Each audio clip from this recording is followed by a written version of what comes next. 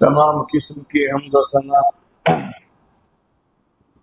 اور تمام کی تمام بڑائیاں وکل عبادات خالق کائنات مالک ارض و سما کے لیے لائق اور اسی کے لیے زیبا اس اللہ وحدہ لا شریک لہ کے لیے جو اکیلا ہم سب کا خالق و مالک اور ہمارا حاکم ہے۔ اللہ وحدہ لا شریک لہ کی بے شمار درود و سلام رحمتیں برکتیں اللہ کے تمام برگزیدہ بندوں پر، بالخصوص ہم کروڑا کروڑ درود و سلام کا نذرانہ پیش کرتے ہیں سرور کائنات احمد مجتبی محمد مصطفیٰ صلی اللہ علیہ وعلی آلہ وبارک وسلم کی خدمت اقدس۔ حضرات گرامی قدر، ہمارے درس کا جو عنوان محمد رسول اللہ والذین معہ، اس عنوان کے تحت آج اس کی دوسری اور آخری کڑی ہے۔ پچھلے ہفتے ہم نے سورۃ الفتح کی اس آخری آیت کی روشنی میں تین باتیں کی تفسیر کے ساتھ۔ پہلی بات تھی محمد رسول اللہ صلی اللہ علیہ وسلم کی ذات مبارکہ مقدسہ اور مطہرہ کی شان اور عظمت، یعنی اللہ تعالیٰ نے اپنے نبی کا آیت کے اس حصے میں تعارف کروایا کہ محمد صلی اللہ علیہ وسلم کون ہے، اللہ کے رسول ہیں۔ یہ آپ کی سب سے بڑی پہچان ہے۔ آپ کا مرتبہ، آپ کی شان، آپ کا مقام کس حد تک ہو، اس میں کن باتوں کا لحاظ رکھنا چاہیے، اس پر ہم نے پچھلی بار بات کی تھی، پہلی بات۔ دوسری بات جو ہم نے کی تھی والذین معہ، محمد رسول اللہ کے ساتھی جو آپ کے ساتھ، اس لفظ میں بھی ان لوگوں کی شان بیان ہوئی جو اولین مسلم تھے، یعنی یہ کہہ دینا کہ یہ ہمارے نبی کا ساتھی ہے، اپنے آپ میں یہ بہت بڑی بات ہے۔ رسول کا ساتھی، یہ جو چیز ہے، اب یہ چیز کسی کے نصیب میں نہیں آئی۔ رسول اللہ کا ساتھ، کسی کے بارے میں یہ کہنا کہ رسول کا صحابی ہے، رسول کا ساتھی ہے، اپنے آپ میں ہم نے یہ کہہ کے یہ ثابت کر دیا کہ اب قیامت تک اس کے مرتبے تک کوئی نہیں پہنچ سکتا۔ تیسری بات ہم نے ذکر کی تھی کہ جو رسول اللہ کے ساتھی تھے یعنی صحابہ، ان کی کیا کوالٹی تھی جو حقیقت میں اہل سنت والجماعت تھے، اولین مسلمان جن کی تعریف قرآن نے کی، ان میں کیا خوبی تھی، کیا ان کی کوالٹی تھی، کیا ان کی صفات تھی۔ ان میں ایک صفت بیان کی تھی ہم نے، اشداء علی الکفار ورحماء بینہم۔ رسول اللہ کے جو دوست تھے، جو ساتھی تھے، جو آپ پر اولین ایمان لانے والے تھے، جو انسانوں میں سب سے بہترین لوگ اور گروہ تھے، ان کی ایک خوبی یہ تھی کہ وہ کافروں کے معاملے میں سخت اور آپس میں نرم تھے۔ اس کے تحت ہم نے 2-4 ان کی زندگی کے واقعات سنے تھے پچھلی بار، جن میں یہ بات نکل کے آئی تھی کہ مسلمانوں کے معاملے میں ان کے تعلقات ایسے تھے کہ وہ اپنے بھائیوں پر اپنا سب کچھ قربان کر دیتے تھے، خود کتنے محتاج ہوں، بھائی کی ضرورت ہے تو اپنی محتاجگی کو سائڈ میں رکھ کر اپنے بھائی کی ضرورت کو پورا کرتے تھے۔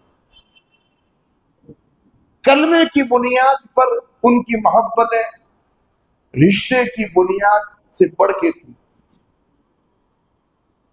رشتہ بعد میں، کلمہ پہلے۔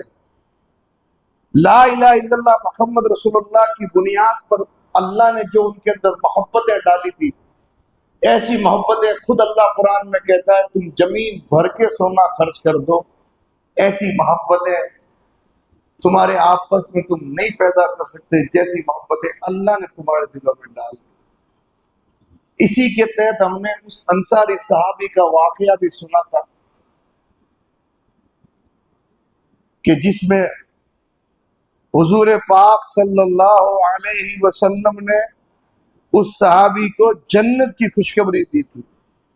یاد ہے واقعہ؟ اس دروازے سے جو آئے گا وہ جنتی ہے۔ 3 دن تک وہی صحابی آئے۔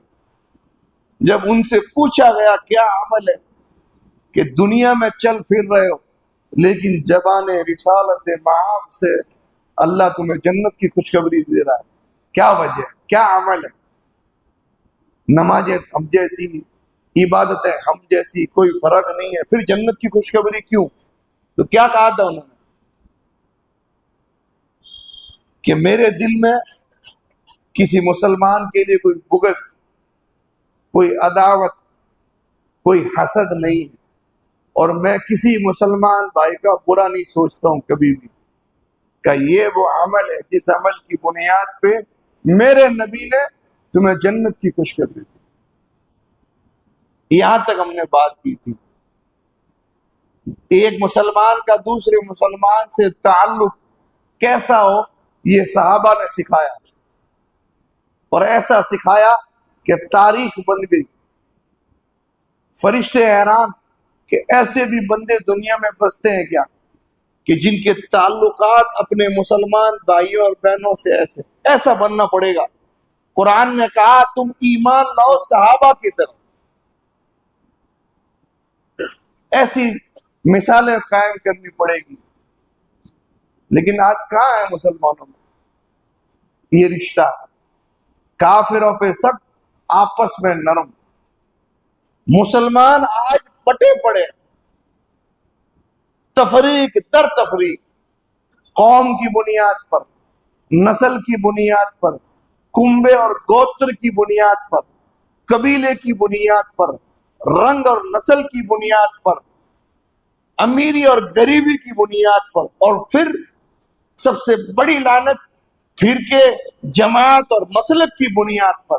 مسلمان ان بنیادوں پر رشتے جوڑتا ہے، یہ میری قوم کا، یہ میرے قبیلے کا، یہ میری نسل کا، یہ میرے فرقے کا، یہ میری جماعت کا، یہ میرے نظریے کا، اس بنیاد پر محبتیں قائم کرتا ہے مسلمان۔ اور حسد، یہ ان کی مسجد، یہ ہماری مسجد، یہ ان کی جماعت، یہ ہماری جماعت، اتنے مسلمان ٹوٹے ہوئے آپس کے اندر۔ محبتوں کا پیمانہ کیا ہونا چاہیے؟ صحابہ سے سیکھو۔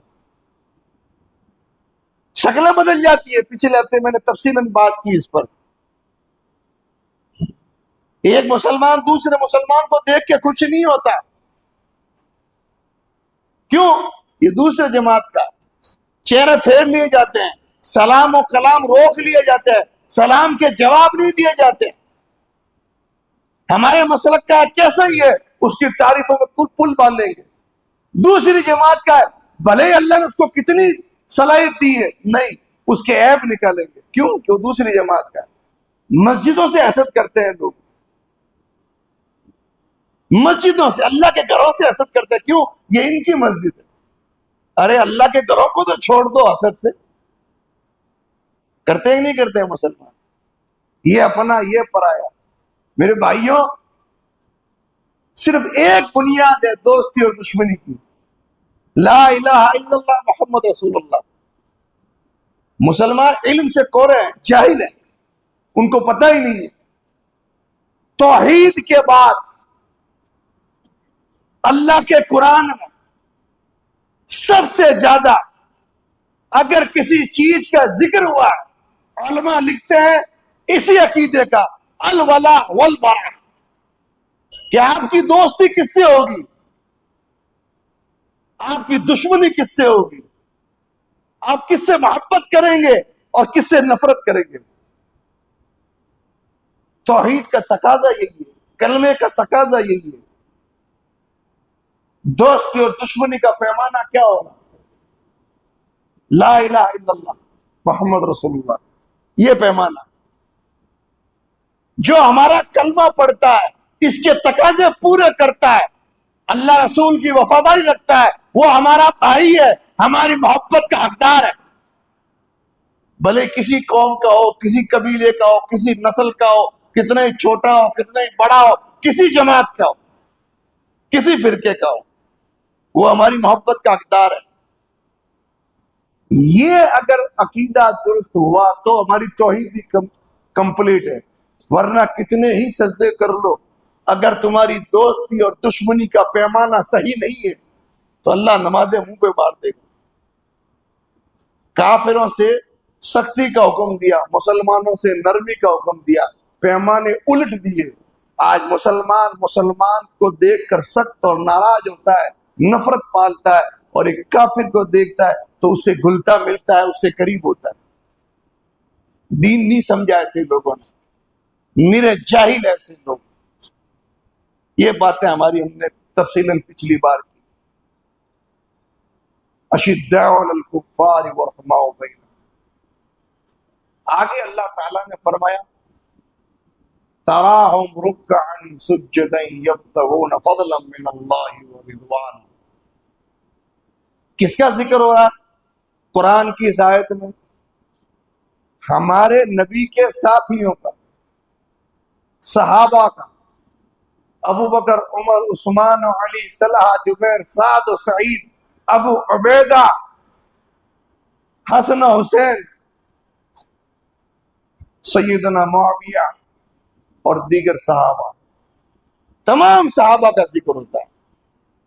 والذین معہ کہا, یہ نہیں کہا بدر میں جو آئے وہ, حدیبیہ میں وہ آئے جو, یا احد میں جو آئے وہ, یا 4 خلیفہ, یا عشرہ مبشرہ, یا بیعت رضوان والے, یا فتح مکہ سے پہلے والے, یا فتح مکہ کے بعد والے.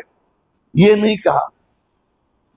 تمام وہ لوگ کہ جنہوں نے میرے نبی کو دیکھا, ایمان لائے اور مرتے دم تک ایمان پہ قائم رہے, وہ تمام لوگ, ایک بھی آدمی سے باہر نہیں.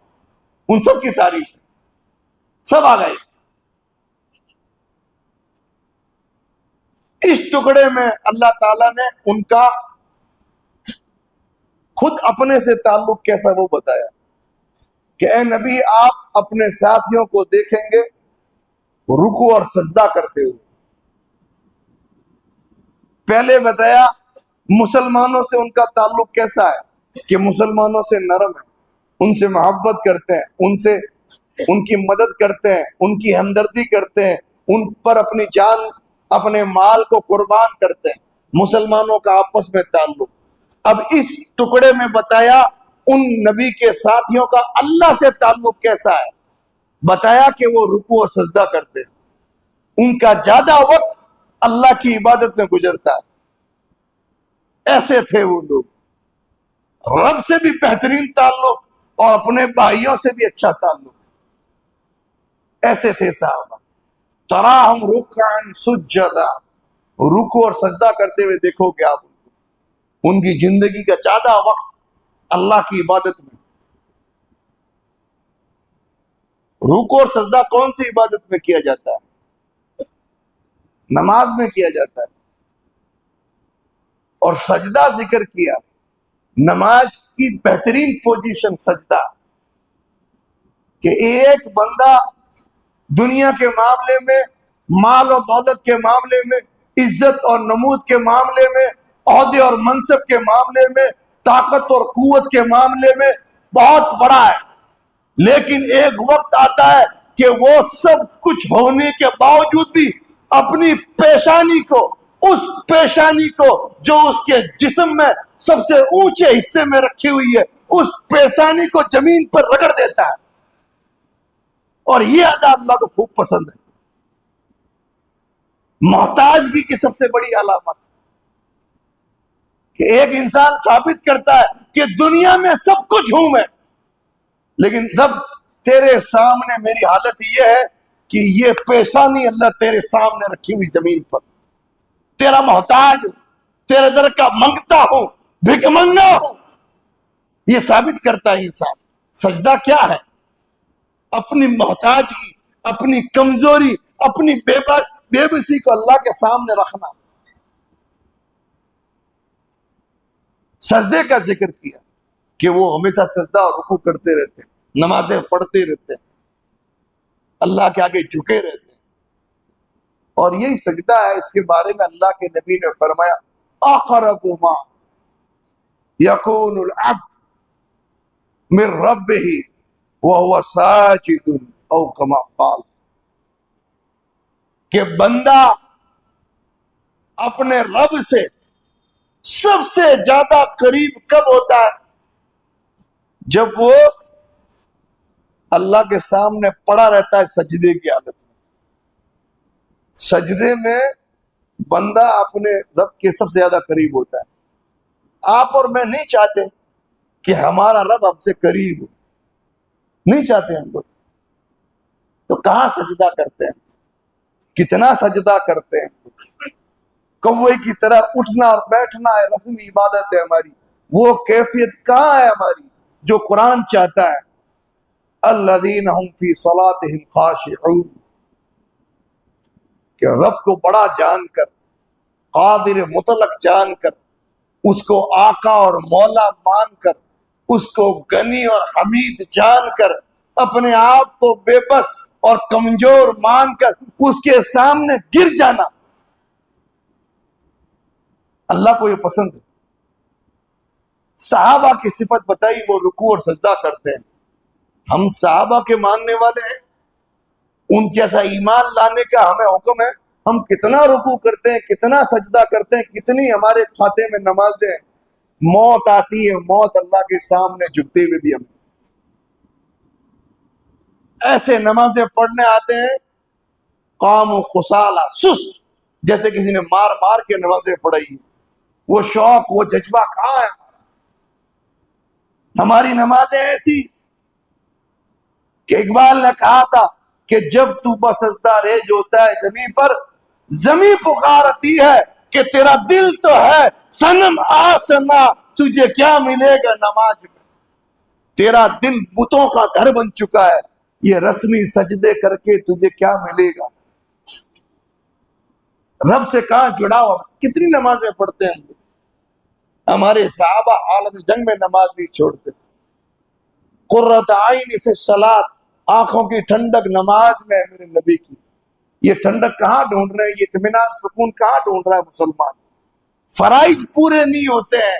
وہ صحابہ جب نفل کی نیت باندھ لیتے تو تیر اور خنجر لگ جاتا تو ان کے خشوع میں فرق نہیں پڑتا، درد کا احساس نہیں ہوتا۔ ہم سے فرائض پورے نہیں ہو رہے، اللہ کے قریب ہم کہاں ہیں؟ نبی نے فرمایا بندہ رب سے قریب ہوتا ہے سجدے میں۔ ہمارے کھاتے میں کتنے سجدے ہیں؟ رمضان کے بعد کتنی ہماری نمازیں محفوظ ہیں؟ کہنا پڑتا ہے نماز کے لیے آؤ، گھر والوں کو، باہر والوں کو۔ وہ شوق اور جذبہ کہاں ہے رب سے ملاقات کا جو صحابہ میں تھا؟ ایسے ہی اللہ کسی کی تعریف تھوڑی کرتا ہے اپنی عظیم ترین کتاب۔ بہرحال کیا صفت بتائی؟ اے نبی آپ اپنے ساتھیوں کو دیکھیں گے رکوع اور سجدہ کرتے ہو۔ اب نبی کا ساتھی بننا ہے تو رکوع اور سجدہ کرنا پڑے گا۔ نبی والا بننا ہے تو رکوع سجدہ کرنا پڑے گا، ورنہ روڈ چھاپ عاشق رسول تو خوب گھومتے ہیں کہ ادھر اذانیں ہو رہی ہوتی ہے، ادھر گپے مار رہے ہوتے ہیں، ادھر اذانیں ہو رہی ہوتی ہے، ادھر لوڈو کھیلتے رہتے ہیں، اور جب مسئلے اور مسائل کی بات ہوتی ہے تو ہری پگڑی باندھ کر صف اول میں آ کے کہتے ہیں ہم عاشق رسول ہیں۔ نمازیں کہاں ہیں؟ رکوع اور سجدہ کہاں ہے؟ قرآن نے تو کہا ہے اے نبی آپ کے ساتھی تو رکوع اور سجدہ کرتے ہیں، اور پھر کیا کہا؟ رکوع اور سجدہ کرتے ہیں، وجہ کیا؟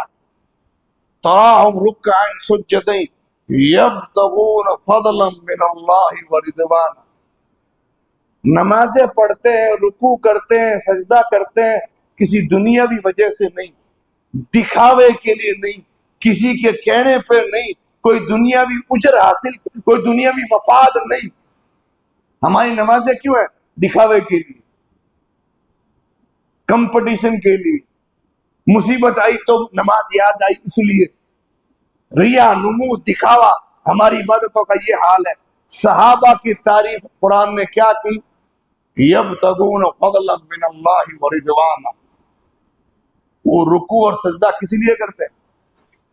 اللہ کے فضل اور اس کی خوشی کو حاصل کرنے کے لیے، اللہ کے لیے پڑھتے ہیں، کسی اور کے لیے نہیں پڑھتے، دکھاوے کے لیے نہیں پڑھتے، دنیاوی فائدہ حاصل کرنے کے لیے نہیں پڑھتے، صرف اللہ کی خوشی اور اس کا فضل، اسی سے۔ ہمارے یہاں نماز ہو، روزہ ہو، دنیاوی دینی کام ہو، درس ہو، تقریر ہو، تبلیغ ہو، کس لیے کی جاتی ہے؟ کچھ نہ کچھ دنیاوی فائدہ حاصل ہو جائے، کچھ مال مل جائے، کچھ عزت مل جائے، کچھ شہرت مل جائے، دنیاوی فائدہ حاصل کرنے کے لیے عبادتیں کرتے ہیں، دین کا کام کرتے ہیں۔ کوئی خشوع اور خضوع نہیں، کوئی اخلاص نہیں، للہیت نہیں، اللہ کی خوشی نہیں۔ صحابہ کوئی بھی کام کرتے تھے ان کی نظر میں دنیا نہیں ہوتی تھی، ان کی نظر اللہ پہ ہوتی تھی۔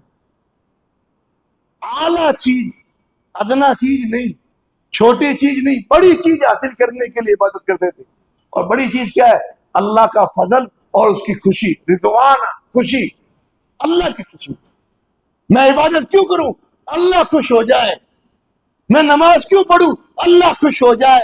میں دین کا کام کیوں کروں؟ اللہ خوش ہو جائے۔ کوئی دکھاوا نہیں، کوئی ریا نہیں، کوئی نمود نہیں۔ یہ صحابہ کا حال ہے۔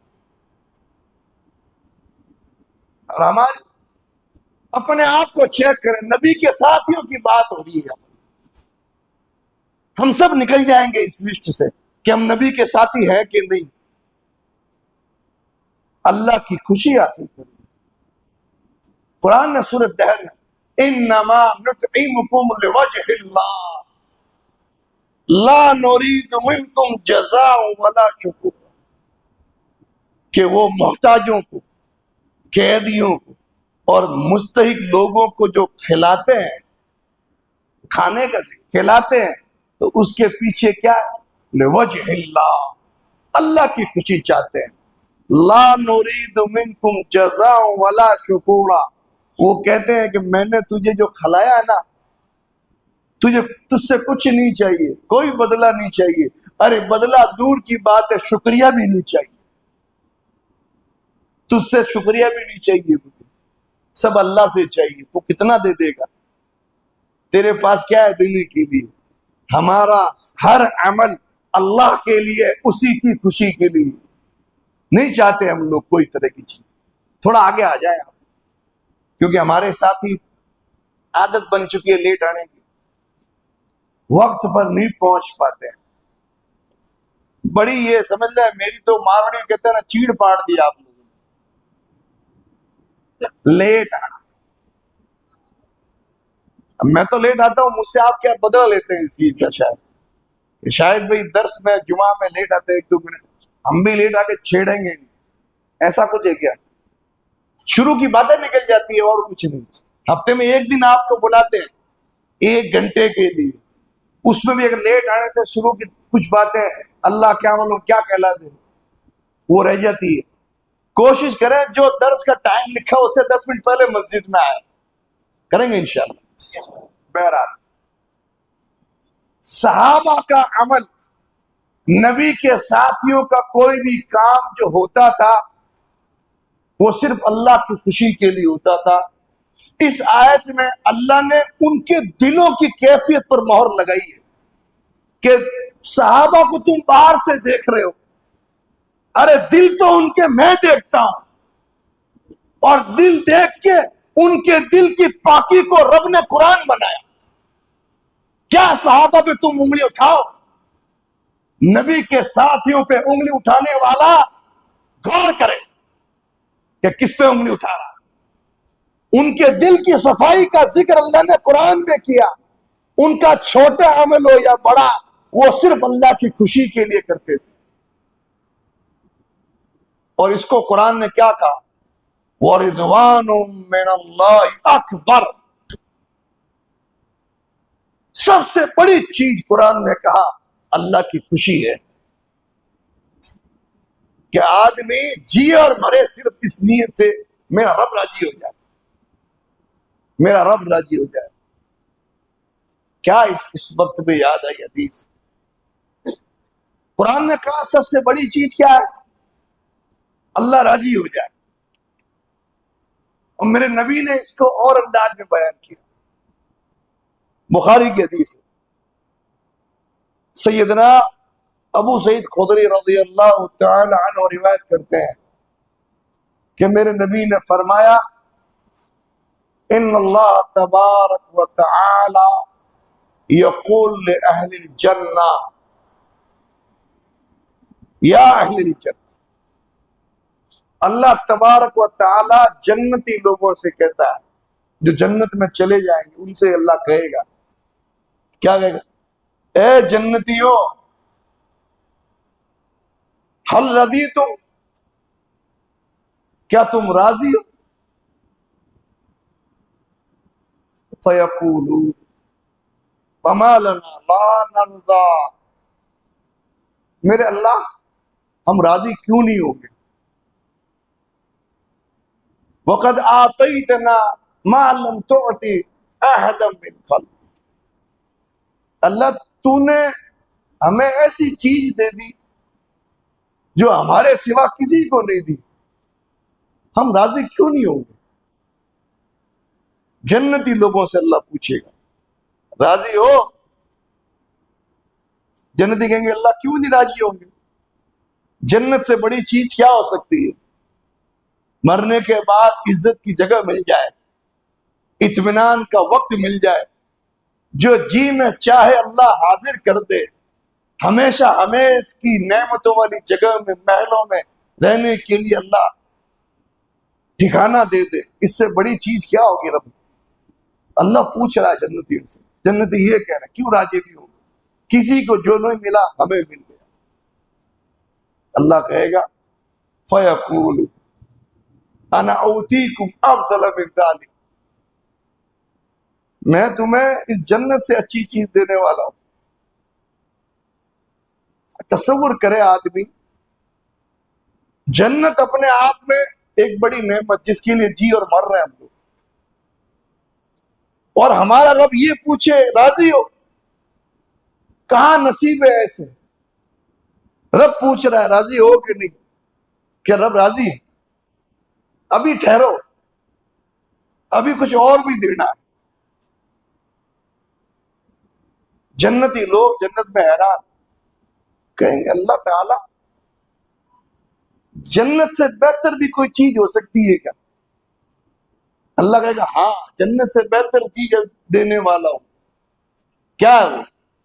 فیقول، اللہ تعالیٰ کہے گا احل علیکم رضوانی فلا اسکت علیکم بعدہ ابدا، جنت سے بڑی نعمت یہ کہ اب میں تم سے راضی ہو گیا ہوں، اور ایسا راضی ہوا ہوں کہ آج کے بعد تم سے کبھی ناراض نہیں ہوں گا۔ یہ جنت سے بڑی نعمت ہے کہ ہمارا رب ہم سے راضی ہو جائے، یہ جنت سے بڑی نعمت ہے۔ قرآن کی آیت کی تفسیر میرے نبی نے کر دی، سب سے بڑی نعمت ہے رب راضی ہو جائے۔ ہمیشہ یاد رکھیں اللہ راضی ہو جائے، اور جس سے رب راضی ہو جاتا ہے اللہ اس کی دنیا بھی سنوار دیتا ہے، اس کی آخرت بھی سنوار۔ آج ہمارے حالات اتنے خراب کیوں ہیں؟ ہمارا رب ہم سے ناراض ہے، ہماری دعاؤں میں اثر کیوں نہیں ہے؟ ہمارا رب ہم سے ناراض ہے، ہم اتنا عبادتیں کر رہے ہیں، اتنا کچھ کر رہے ہیں، رب ناراض ہے۔ اس لیے آج حالات خراب ہے، انفرادی ہو یا اجتماعی۔ ہم خود ایسے ہی ہیں، کوئی بھی کام کرتے وقت اللہ معاف کرے اتنا پلید ہو چکا ہمارا دل کہ یہ تصور نہیں آتا ہے رب کو راضی کرنا ہے۔ بڑے بڑے کام کر دیتے ہیں ہم لوگ دین کے، ایک سیکنڈ کے لیے بھی دماغ میں نہیں آتا ہے اللہ خوش ہو جائے۔ ارے قرآن نے اس کو سب سے بڑی نعمت کہا ہے، اور اس آیت اور اس حدیث میں بھی ان لوگوں کا بڑا رد ہے جو میرے نبی کے صحابہ پر لعن طعن کرتے ہیں، جو میرے نبی کے صحابہ کی برائیاں کرتے ہیں، جو میرے نبی کے صحابہ کی بے ادبی کرتے ہیں، ان کو ڈرنا چاہیے۔ ارے تم ان صحابہ کے مرتبے کو کب سمجھو گے؟ پوری دنیا اس بات کی جو حقیقی اہل سنت ہے، دشمنان صحابہ کا میں نہیں یہ کہتا، ہر آدمی مجبور ہے کہ کسی صحابی کا نام آتا ہے تو کیا کہتا ہے؟ رضی اللہ عنہ، ابو بکر رضی اللہ، عمر رضی اللہ، علی رضی اللہ، عثمان رضی اللہ۔ ہر صحابی کے نام کے ساتھ جوڑتے ہیں، نام لیتے وقت کیا ہے یہ؟ اللہ ان سے راضی ہو۔ ارے بدبخت، تو نے تیری زبان سے اس بات کی گواہی دی ہے کہ اللہ ان سے راضی ہو گیا، اور صحابہ کے جنتی ہونے کا اور جنت سے بڑی نعمت ان کو حاصل ہونے کا سرٹیفکیٹ اللہ نے ایک ایک مسلمان کی زبان سے نکلا دیا کہ صحابہ کون؟ رضی اللہ عنہم ورضوا عنہ، اللہ ان سے راضی، وہ اللہ سے راضی۔ یہ جنت سے بڑی نعمت اللہ نے دنیا میں ان کو دلوا دی کہ اللہ ان سے راضی ہو، ہر ایک صحابی سے۔ پھر اگر کوئی آدمی صحابہ کی بے ادبی کرے تو وہ اپنی آخرت خراب کر رہا ہے۔ کم علمی میں، جہالت میں، تکبر میں، حسد میں اگر کوئی صحابہ کو برا بلا کہہ رہا ہے تو اس کو سنا دو یہ حدیث رسول، فرمایا من سب اصحابی علیہ لعنت اللہ والملائکۃ والناس اجمعین۔ میرے نبی نے فرمایا جو میرے صحابہ کو برا کہے، ان پہ تنقید کرے، ان کو گالی دے، ان کی بے ادبی کرے، سب میں سب باتیں آ جاتی ہیں۔ جو صحابہ کو برا بلا کہے، کسی ایک گروہ کا ذکر نہیں کہ اہل بیت کو برا کہے یا عشرہ مبشرہ کو برا کہے یا بدر والوں کو برا کہے یا کسی اور کو نہیں، سارے صحابہ میں سے کسی ایک کو برا کہے۔ کیا فرمایا؟ علیہ لعنت اللہ، اس پہ اللہ کی لعنت، فرشتوں کی لعنت اور تمام انسانوں کی لعنت۔ صحیح طبرانی کی روایت، شیخ البانی نے اس کو صحیح کہا ہے، پیش کرو ان کی جانب۔ بہرحال صحابہ کی تعریف بیان کرتے ہوئے کہا آپس میں بھی ان کا تعلق بہترین اور رب سے بھی ان کا تعلق بہترین۔ پھر کیا کہا؟ سیماہم فی وجوہہم من اثر السجود، ان کے چہرے پر سجدے کی وجہ سے سجدے کے نشان پڑ جاتے ہیں، ان کے چہرے پر عبادت کے نشان پڑ جاتے ہیں۔ اس آیت سے بعض لوگ کہتے ہیں کہ جو نماز پڑھنے سے جو سر پہ جو پیشانی پہ جو گٹا پڑتا ہے، گٹا، وہ مراد ہے۔ بالکل وہ بھی ہو سکتا ہے، لیکن صرف اس آیت میں مراد یہ نہیں ہے کہ سجدہ کرنے سے جو انسان کے چہرے پر نشان پڑتے ہیں عبادت کے، پیشانی پہ جو پڑتے ہیں، صرف وہ مراد نہیں۔ اس سے مراد ہے رونق، چہرے کی رونق جو عام آدمی کو نظر آ جاتی ہے۔ مثال کے طور پر دو آدمی رات بھر جاگتے رہے، ایک شراب نوشی میں، برائیوں میں، اور ایک نماز میں تلاوت قرآن کی وجہ سے رات بھر نہیں سویا، صبح جب اٹھیں گے نا تو دونوں کے چہرے پر رات بھر جاگنے کا اثر نمایاں ہوگا، دکھے گا، دکھتا نہیں دکھتا ہے؟ لیکن شرابی کے چہرے کی رونق الگ ہوگی اور عبادت گزار کے رات جاگنے کی وجہ سے رونق الگ ہوگی، جو صاف دکھے گی۔ یہ اس سے مراد وہ ہے جو ایک ظالم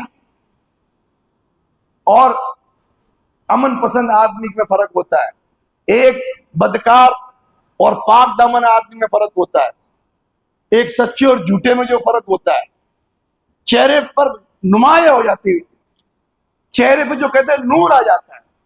اس نور سے مراد، اس نشان سے مراد یہ نہیں ہے کہ چہرہ سفید ہو، گورا ہو، یہ مراد نہیں ہے، ورنہ بلال حبشی جیسا نور کہاں سے لاؤ گے آپ؟ کئی صحابہ ایسے تھے کہ ان کی بناوٹ کی وجہ سے نکاح نہیں ہوتی، لوگ پسند نہیں کرتے تھے، لیکن کامیاب تھے کہ نہیں؟ قرآن نے کہا کامیاب تھے۔ یہ وہ چہرے کی رونق مراد ہے، یہ نشان بھی مراد ہو سکتا ہے، لیکن یہ الگ رونق ہے جو عبادت کی وجہ سے، اخلاص کی وجہ سے، اللہ کی خوشی چاہنے کی وجہ سے ایک چہرے پہ نمایاں ہو جاتی ہے ہر مخلص مومن کے۔ اسی لیے امام ابن کثیر نے اپنی تفسیر میں ذکر کیا ابن عاشورہ کا، کہ انہوں نے مجاہد سے پوچھا کہ اس آیت سے کیا مراد ہے چہرے کے نشان، کہ وہ چہرے کی حیت اور رونق جو عبادت کی وجہ سے چہرے پہ دکھتی ہے۔ وہ کہ میں سمجھتا تھا کہ چہرے پہ جو سجدے کا نشان پڑتا ہے اس سے مراد وہ ہے، کہ اگر یہ مراد ہوتا تو کئی ایسے لوگوں کے چہرے پر بھی یہ نشان پڑ جاتے ہیں نماز کی وجہ سے جن کے دل فرعون سے زیادہ سخت ہیں، ہوتے کہ نہیں ہوتے؟ کئی سود خوروں کے چہرے پہ بھی نشان دیکھے ہم نے، کبھی کبھار نماز پڑھنے والے کے بھی پڑ جاتے ہیں۔ تو چہرے پر سجدے کے نشان سے مراد یہ نہیں ہے کہ پیشانی پہ کالا دھبا پڑ جائے، یہ مراد نہیں، اس سے مراد چہرے کی رونق ہے جو عبادت کی وجہ سے اللہ تعالیٰ ڈال دیتا ہے چہرے میں، اس سے مراد وہ ہے۔ صحابہ پر وہ رونق تھی۔ اگلے ٹکڑے میں فرمایا کہ ان کی یہ مثال، سیماہم فی وجوہہم من اثر السجود ذالک مثلہم فی التوراۃ ومثلہم فی الانجیل۔ نبی کے ساتھیوں کی یہ مثال کہ ان کے چہرے پر نور ہوں گے، رونق زدہ ہوں گے، ان کی عبادت گزار ہوں گے، آپس میں محبت کرتے ہوں گے، ان کی یہ مثال قرآن سے پہلے جو موسیٰ کو اللہ نے کتاب دی آسمانی تورات، اس میں ذکر ہے۔ اب کہاں جائیں گے آپ؟ صرف قرآن میں ذکر نہیں ہے صحابہ کا، نبی کے ساتھیوں کا، آسمانی کتاب تورات میں اللہ نے ان کی یہ مثال دی ہے، ایسے ہوں گے میرے نبی کے ساتھی۔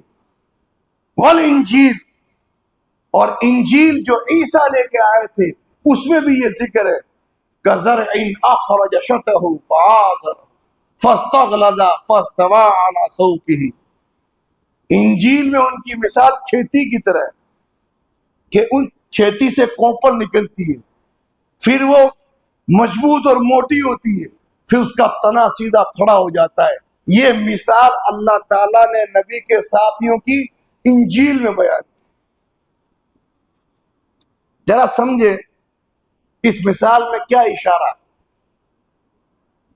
نبی کے ساتھیوں کا ذکر تورات میں، انجیل میں، اور انجیل میں مثال کھیتی کی۔ کھیتی میں کیا ہوتا ہے صاحب؟ بیج کاشتکار ڈالتا ہے زمین میں، تھوڑی سی کوپل نکلتی ہے پہلے، پھر وہ دھیرے دھیرے بڑی ہوتی ہے، پھر وہ مضبوط ہوتی ہے، پھر وہ تنا موٹا ہو جاتا ہے، پھر وہ کھیتی فصل سیدھی کھڑی ہو جاتی ہے۔ بہت تدریج، اسٹیپ بائی اسٹیپ کام ہوتا ہے۔ انجیل میں ذکر ہے آخری نبی اللہ کے حبیب محمد مصطفیٰ صلی اللہ علیہ وسلم کے ساتھی جو ان پہ ایمان لائیں گے، ان کا معاملہ یہ ہوگا کہ شروعات میں وہ تھوڑے ہوں گے، کمزور ہوں گے، دھیرے دھیرے جس طریقے سے ایک زمین میں ڈالا ہوا بیج ایک کوپل سے، ٹہنی سے، تنے سے لہلاتی فصل بنتی ہے، اسی طرح دھیرے دھیرے آخری نبی کے ساتھی دنیا میں عروج اور کمال حاصل کرتے کرتے بتدریج ایسے زمین میں پھیلیں گے طاقتور فوج کی طرح کہ کاشت کرنے والے کا دل اپنی کھیتی کو دیکھ کے جیسے خوش ہو جاتا ہے، مسلمان صحابہ کو دیکھ کے اسی طرح خوش ہوں گے، نبی صحابہ کو دیکھ کے اسی طرح خوش ہوں گے۔ ایک دم سارے مسلمان ہو جائیں گے ایسا نہیں، ایک دم سارے ہدایت پہ آ جائیں گے ایسا نہیں، دھیرے دھیرے کھیتی جیسے پروان چڑھتی ہے ویسے صحابہ اور آپ لوگوں کے لیے بھی خوشخبری ہے اس میں، صحابہ کے سچے ساتھی سفیان ثوری نے کہا آسمان کے رکھوالے اللہ کے فرشتے اور زمین کے رکھوالے اصحاب الحدیث، صحابہ کے سچے پیروکار اگر زمین پہ کوئی ہے تو اہل حدیث ہے۔ کیوں؟ کیونکہ دنیا میں اسی طرح اللہ تعالیٰ ان کو پروان چڑھا رہا ہے جیسے نبی کے ساتھیوں کو چڑھایا تھا، ہے کہ نہیں؟ اسی طریقے سے دین پھیلتا ہے، اسی طریقے سے دین پرواز ہوتا ہے، اس کو عروج ملتا ہے۔ سارے ہدایت پہ تھوڑی آئیں گے، ایک دم دھیرے دھیرے دھیرے دھیرے اسٹیپ بائی اسٹیپ دین پہنچے گا اور مضبوطی آئے گی۔ اور میں کہتا ہوں تھوڑا اور ہمت رکھ لو، ہم چھوٹے لوگ ہیں، چھوٹی مثال دے سکتے ہیں، تھوڑے سال اور ہمت رکھ لو، دین پہ قائم رہ جاؤ، قربانیاں دے دو، اللہ کی ذات سے پوری امید ہے چند سال نہیں گزریں گے ہمارے شہر میں، ہماری قوم میں اگر بات ہوگی تو اللہ کے توحید کی ہوگی، اگر بات ہوگی تو مصطفیٰ کے فرمان کی ہوگی، سارے چوطرفہ دشاؤں میں اگر کوئی دکھے گا نبی کا پروانہ دکھے گا۔ تھوڑی ہمت رکھ لو، تھوڑی قربانی دے دو۔ یہ کیا ہے؟ یہ مجمع کیا تھے پہلے؟ ہم نے وہ دور بھی دیکھا کہ جس طریقے سے نبی کے ساتھیوں کو ستایا جاتا تھا ہمیں بھی ستایا جاتا تھا، کسی آدمی سے بات کرتے ہوئے ڈر لگتا تھا، نہ جانے کب کہاں سے کوئی ری ایکشن آ جائے۔ وہ دن بھی تھے کہ ممبر رسول پہ چڑھتے ہوئے تھر تھر کانپتے تھے کہ کوئی اعتراض نہ کر لے، اور آج کیا حالت ہے؟ آگے ذکر آئے گا یوجب الضراع لیغیظ بہم الکفار۔ اللہ تعالیٰ نے صحابہ کا ذکر کر کے فرمایا کہ کاشتکار کھیتی کرنے والے کو وہ فصل بڑی اچھی لگتی ہے، خوش ہوتا ہے، اور اللہ تعالیٰ اس کے ذریعے کافروں کو نفرت دلاتا ہے، غصہ دلاتا ہے۔ کس کے ذریعے؟ صحابہ کے ذریعے کافروں کو اللہ غصہ دلاتا ہے۔ سورہ فتح کی آخری آیت جا کے پڑھ لیں، لیغیظ بہم الکفار، صحابہ کے ذریعے کافروں کو اللہ غصہ دلاتا ہے، یعنی نبی کے ساتھیوں سے غصہ کون ہوتے ہیں، ناراض کون ہوتے ہیں، نفرت کون کرتے ہیں، دشمنیاں کون پالتے ہیں؟ وہ جو کافر ہیں۔ اللہ رحم کرے امام مالک رحمۃ اللہ علیہ پر تفسیر التحریر والتنویر میں امام مالک کا سونے کے حرف سے لکھا جانے والا قول نقل ہے۔ فرمایا من اصبح من الناس فی قلبہ غیظ علی احد من اصحاب رسول صلی اللہ علیہ وسلم فقد اصابتہ ہذہ الآیہ۔ فرماتے ہیں جو کوئی آدمی اپنے دل میں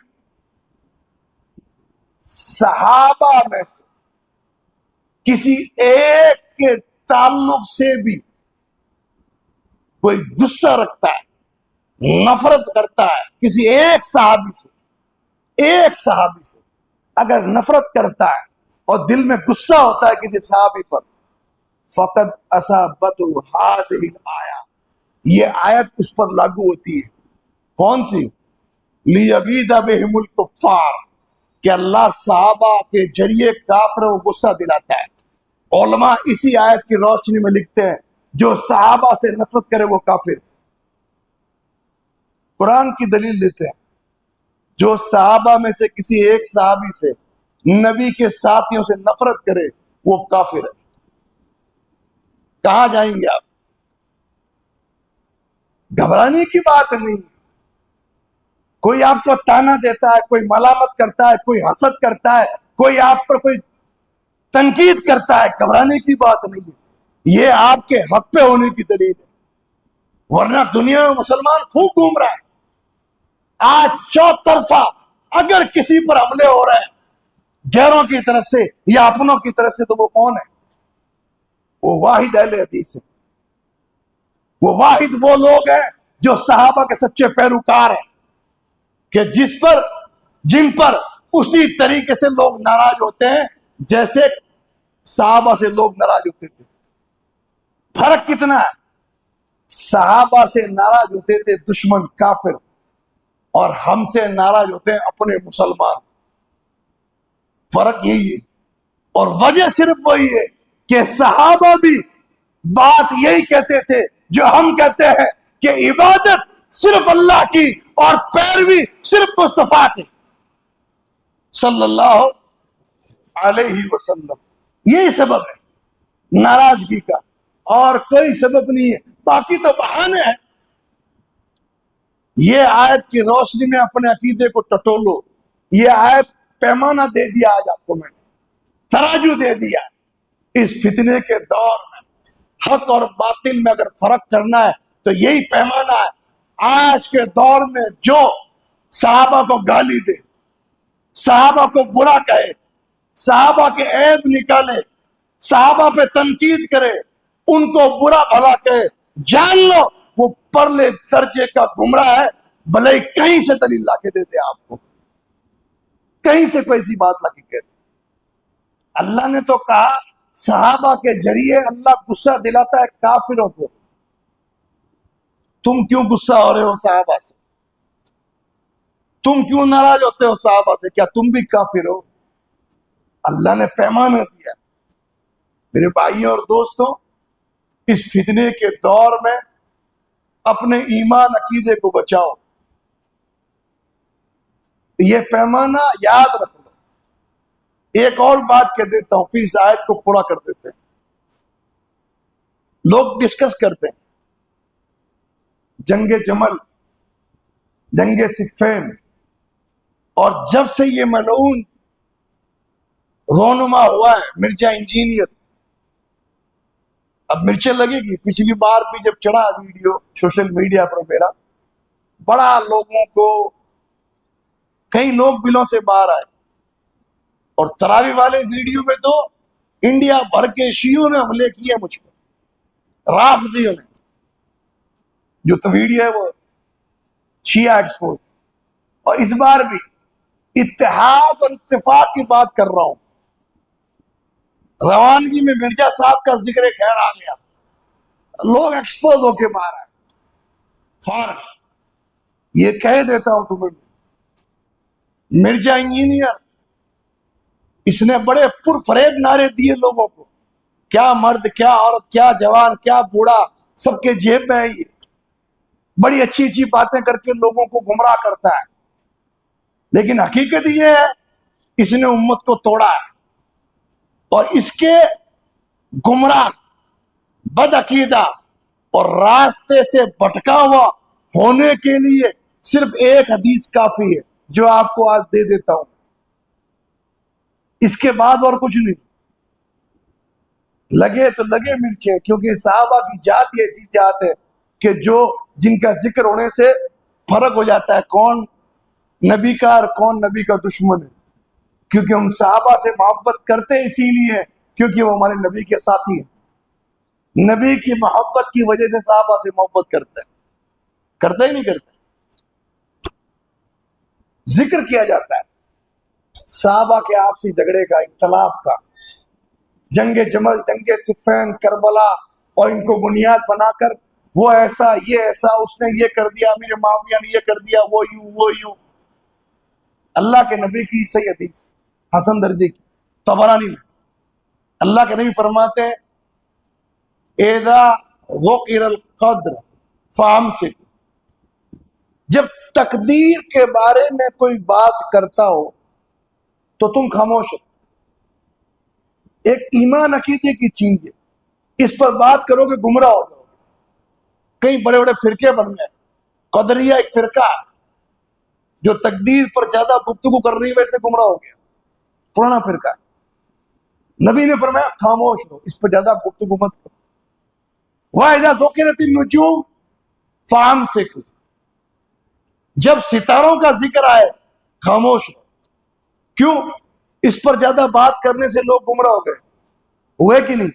علم نجوم پورا علم ہے، ستاروں کی وجہ سے یہ ہو گیا، تمہارا ستارہ گردش میں ہے، تمہارے ستارے، ہمارے ہندو بھائی کرتے ہی نہیں کرتے، تمہاری راشی ایسی ہے، تمہارے ہاتھ میں ستارہ یہ ہے۔ خاموش رہو، تم اس میں مت پڑو، ستاروں کی بات چیت میں خاموش رہو، دونوں عقیدے کی بات۔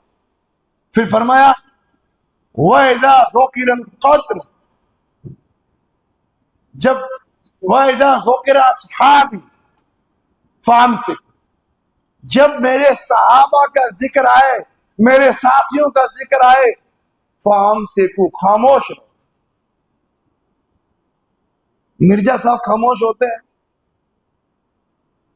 باؤں نے کتے کی طرح زبان چلاتے ہیں صحابہ پر، اور ایسے ہی ان کے پیروکار، اللہ کی قسم ایسے ایسے گھٹیا لوگ جن کو قرآن دیکھ کے پڑھنا نہیں آتا،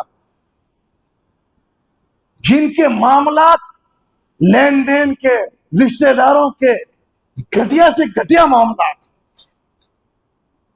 اردو جن کو نہیں آتی، وہ امیر معاویہ پر بات کرتے نظر آتے ہیں، علی کے بارے میں بات کرتے نظر آتے ہیں، عقیدے کا جن کا کوئی پتہ نہیں، حدیث کا مطلب جن کو پتہ نہیں، وہ بڑے بڑے صحابہ پر گفتگو کرتے نظر آتے ہیں اور ان پہ لان تان کرتے نظر آتے ہیں۔ دل پہ ہاتھ رکھ کے بتائیے، نبی نے کہا کہ میرے صحابہ کی بات آئے تو خاموش رہو، کیا مراد اس سے؟ اچھائی پہ خاموش نہیں رہنا، اچھائی تو قرآن نے بیان کی، ان کی اچھائی بیان کرو، خاموش کب ہونا؟ جب ان کے عیب کی بات آئے، ان کے غلطیوں کی بات آئے، انسان تھے، جب ان کی برائی کی بات آئے، جب ان کے جنگوں کی بات آئے، خاموش۔ مرزا صاحب خاموش رہتے ہیں، ان کے ماننے والے خاموش رہتے ہیں، کہاں مانتے اس حدیث کو؟ پھر وہ میرے بھائیوں، اللہ کے نبی نے فرمایا اپنے مردوں کو برا مت کہو، جو دنیا سے جا چکے ان کو برا مت کہو، شرابی تھا، کبابی تھا، برا تھا، سود خور تھا، مر گیا، اب اس کو کچھ نہیں کہنا، کیونکہ نبی نے منع کیا۔ صحابہ کو برا کہتے ہیں، ان کے بارے میں ذکر کیا جاتا ہے، خود کی آخرت اور قبر خراب کرتا ہے۔ ایسے لوگوں سے بچ کے رہیں، یہ پیمانہ ہے، جس کو دیکھیں برا بولتے ہوئے صحابہ کو، جان لے وہ گمراہ ہے، اس سے اپنے آپ کو بچا لے۔ اللہ تعالیٰ نے سرٹیفکیٹ دیا اس آیت کے آخری حصے میں، اور فرمایا کہ اللہ تعالیٰ وعد اللہ الذین آمنوا وعاملوا الصالحات منہم مغفرۃ واجرا عظیما، اللہ تعالیٰ نے ان لوگوں سے کہ جو ایمان لائے اور نیک عمل کیے، اللہ نے ان سے وعدہ کر لیا ہے بڑے اجر کا اور مغفرت کا۔ اب کیا باقی رہا؟ یہ آیت قرآن کی جامع ترین آیتوں میں سے ہے۔ آج ہی درس کے بعد جب گھر پہنچے، سورہ فتح کی اس آخری آیت کا ترجمہ ضرور پڑھیں تاکہ ایمان تازہ ہو۔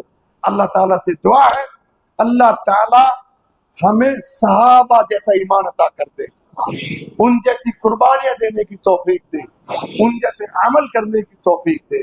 جب تک زندہ رکھے اللہ اپنے صحیح دین پہ زندہ رکھے، نبی کی سنت اور نبی کی محبت پہ زندہ رکھے۔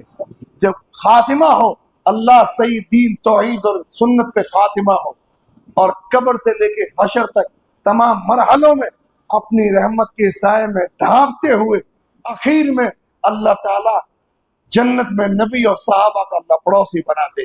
آمین تقبل یا رب العالمین. وما علینا الا البلاغ المبین.